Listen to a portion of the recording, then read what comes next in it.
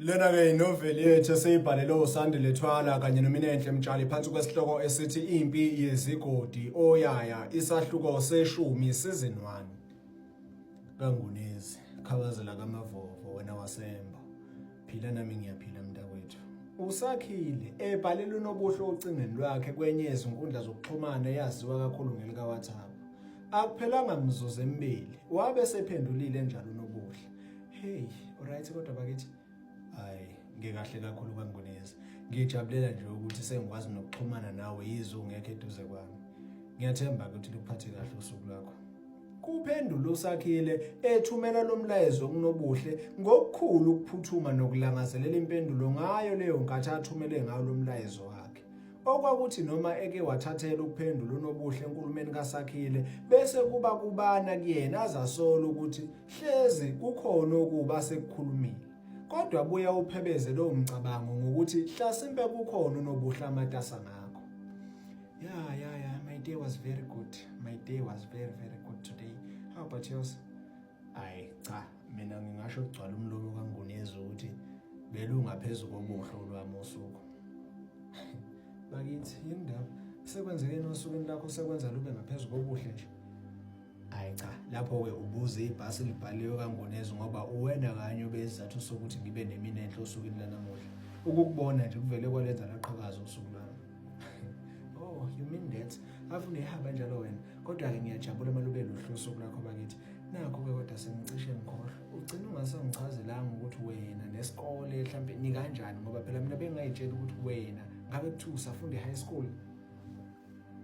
Mayelana nokufunda kaNgunezi. Cha, kwaba ngaphezulu kwamandla ami. Khona kumele ngabe ngaphothula kudala ukufunda emabangeni athethu nje. Kumele ngabe manje ngiqhubhe izifundo zami emabangeni apha ke manje ngenyuvesi okanye college. Kodwa ke sizathe sadala ukuba ngisalele emuva ngibumba kwezinye. Kwaba yikho ngamelwa yilabo abangasekho abangipha umsebenzi wokubona ngeso likamoya lo nelibona lapha iningi labantu lingaboni khona. Kwabe sekuphoqa ukuthi ngime esikoleni kuzokuba ukuthi ngiyaphothula entwaseni. Oh, sorry about that. Ngiyaxolisa kakhulu ngempela mfethu yazi bengingazi nokwazi ke mina. Kodwa ke ngicela phela mawukuthi baphinde bakwazi ukuvumela ukuthi uqhubhe izifundo zakho bengase bekuvalela nje lokho ukuthi wena usakwazi isidala ukufunda. Imfundo ibalekile esikhathini samanje. Kule iqiniso elingephekiso lokho kushoyo kaNgunezi. Hey, kube kuhle njalo emnewethu ukuthi njengoba ugxile lapha enkundleni zokuxhumana nje ukhuluma nentokazi yakomkhizi ungakhulumi nje nabanye abantu njengoba usukhohlwe nawe ukuthi sekushaya ihora lokuthandaza nje. Unqoba umfowabo kaSakhile engenela wini labo lapho belala khona efike ekhipha umNazaretha umqhele kanye nesihlabelelo elungiselela ukuyongena endlini yangenhla nokuyilapho kubanjelwa khona umkhuleko wehora lesithupha la ekhaya. Wasiza webafa ngombuzo yasesengilibele lokwangempela nje ngigcilela iphone ngikhuluma naye impela uMamkhize bakithi welo wasembo kodwa ke salusungikhiphela nami umNazaretha lapho sivele samsana nje. Nebala awukhipha unqoba maqede bese beyabo babili endlini yangenhla. Usiyetho simakade isimi pambi kwakho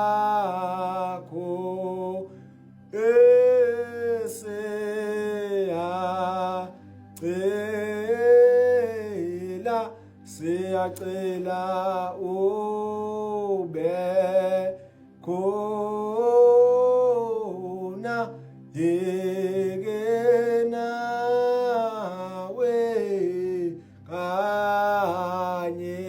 kanye nathi.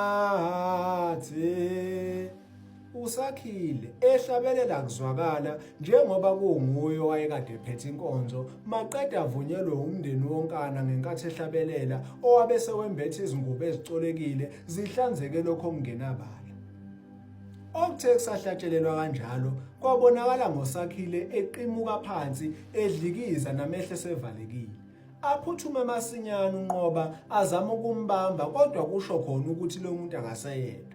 Lokho kwakubonakala emandleni ayesenawo okwathi nala ezama ukumelekela unqoba nokuthi angalimali phela njengoba edlikiza nje kodwa wahluleka kwabe sekusondela nomame wakhe uSakhile okumanjumane. Kodwa sekwenze njani bantu abadala? Sekwenze njani ngempela? Nanithe umntwana akasegula nje. Nabe senemgulisa manje sekwenze njani ngempela? Hey futhi inkosi yami, yehlisana ulaka nikhulume kahle ningadlobi kangaka. Ningadlobi nje kabuhlungu kanjena emzimbeni womntwana. Ngoba phuthuma namanzi abusisiwe lapha. Ngithi ngizama ukumchela kancane mhlambe engahla phaphame nje. UManjomane eshemukela ichibi maqeda amchele ngalo okwathi angamchela nje wabe seyetha khona lapho njalo uSakhile samuntu ophelelwa umoya. Ngoba hlabelela kucizelela uManjomane eshenaba ehlala duze nomntana wakhe owabeselele njengesidumbu nje la phansi esengumfunzana kunganzeki noma usaphefumula okanye usaphila. Ahlabelela uNqoba. Sesifikile thina bose balikhulu. Sizokhuza impi phakathi kwaleli khaya. Yini kwenze njani bantu bami? USakhile evuka isigubhukane maqeda ahlale. Anabisa imlenze khona lapha esicephini ayikade wele kuso maqeda azimboze ngebhayi lalinombala wengwe. Ukhuluma nje izwa kuselona leli lakhe elijwayelekile. Kodwa sekuyakhomba ukuthi akuseyena lo okhulumayo njengoba namehla ayesevaliwe nje. Kuqani nonke. Nqoba, kuqani boyini inkinga manje kuqani. Kucizelela uManjomane kubo bonke ababesendlini kanjalo naye eguqa. Thula, wena ohlabelelayo. Ngibuza ukuthi yeyani impi ehlongoza la ekhaya. Kukhuza ikhehle labe selivuka emzimbeni kaSakhile. Siyaxolisa mkhulu, kodwa ke besicela mkhulu ukuthi usazise ukuthi yipi lempe ebonakala la ekhaya hleze sizama ukuyinqanda ingakafiki nokufika nje. Kuphendula uManjomane ngezwe likhomba ukwethuka kodwa linesizotho okukhomba inhlonipho nokwazi ukuthi akasakhulumi nosenyameni njengaye kodwa usekhuluma nekhehle lengamele lomuzwa lapha ekhaya nokuyile langena lomntwana wakhe uSakhile. uManjomane ukhuluma nje lapha endlini basashayisana ngamakhanda ukudideka ngalokho okwenzekayo. Ilona loyo uzibuza imibuzo kungesikho kuphela nje ukuthi bayayiqala lento abayibonayo. Ekani ukhuluma ngenhliziyo bantu abami niyangisinda. Lelo phambi kweni lo mfana esamngena thina bodlamini thina bosibalikhulu kodwa ke njengamanje nikhuluma nekhehla lapha ekhaya. Bantu abami ngithunywa abadala nami kunami bathi angizokhoza impi lapha ekhaya. Okungathi uma inganqandwa lempi ichitheke igazi. Ngakho thina bosibalikhulu sithi asizokhuza nanku umhlola. Kuqhubeka ikhehla. Yebo mkhulu siyezwa kodwa besicela ukuzwa sibalikhulu ukuthi iyiphi lempi lena ngoba thina asiyazi nokuyazi futhi asazi nokuthi singayinqanda kanjani ukuthi ingenzeki. Sizimisele sibalikhulu kwenza noma ngabe yini ukunqanda isimo esinjengalesi. Bathe besalindela impendulo kanjalo waqimuka isibili futhi uSakhile phansi.